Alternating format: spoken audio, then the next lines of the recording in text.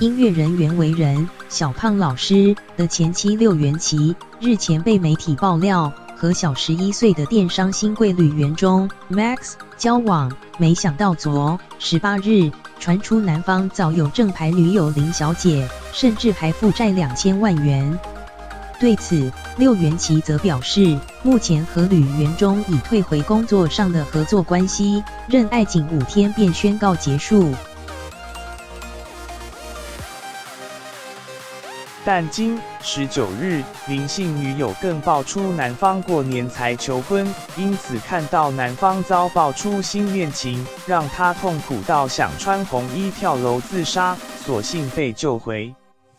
根据苹果日报报道，林小姐说自己和吕元中从2014年开始交往，至今仍未分手。没想到吕元中竟同时骗了自己和六元琪。他骗六元琪说我们去年10月就分手了，痛批对方是渣男、负心汉，更加码说男方根本不是亿万富翁，甚至负债2000多万。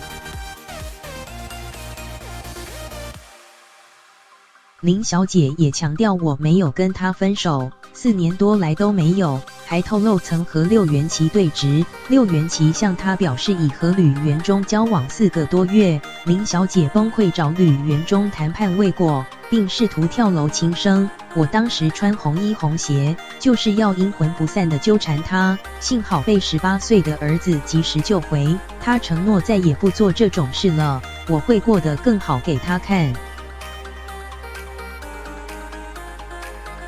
对于吕元中劈腿疑云，六元琪快刀断掉这段感情，